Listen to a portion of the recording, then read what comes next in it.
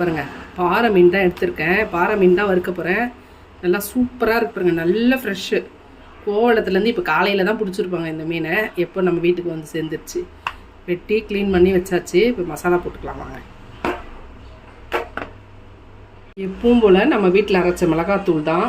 இதுலேயே எல்லாமே போட்டு அரைச்சிருப்பேன் நான். வெந்தயம், மிளகா, தனியா, சீரகம், மிளகு எல்லாமே போட்டு அரைச்சிருப்பேன். இதை தனித்தனியாக நம்ம எதுவுமே போட தேவையில்ல மீனுக்கு.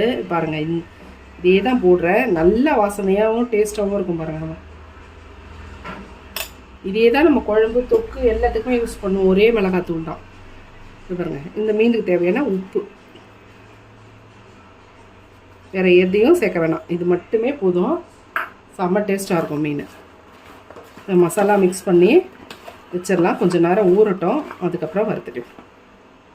இது பாருங்கள், மீனை மிக்ஸ் பண்ணுறதுல கூட ஒரு பக்கம் இருக்குது வறுக்கிறதுக்கு. அதில் ரொம்ப ட்ரையாக மிக்ஸ் பண்ணிட்டீங்கன்னு வைங்களேன், அந்த உப்பு காரமே சீக்கிரம் உள்ளே இறங்காது, சப்புன்னு இருக்கும் மீன். அதே மாதிரி ரொம்ப தண்ணி ஊற்றிட்டாலும் அந்த மசாலா ஒட்டாது, வெளியே வந்துடும். கொஞ்சமாக தண்ணி விட்டு இது பாருங்கள் எப்படி இருக்குது பாருங்கள். ட்ரையாகவும் இல்லை, மசாலா ஒட்டாமல் இல்லை, சூப்பராக இருக்குது பாருங்கள். இந்த மாதிரி கொஞ்சமாக தண்ணி விட்டு மிக்ஸ் பண்ணிக்க மீனை. மசாலா போட்டு வச்சுருந்தோம் இல்லையா, மீன் நல்லா ஊறிடுச்சு. இப்போ எண்ணெய் கடாய் வச்சு எண்ணெய் ஊற்றி வச்சுருக்கேன். வறுத்துக்கலாம்.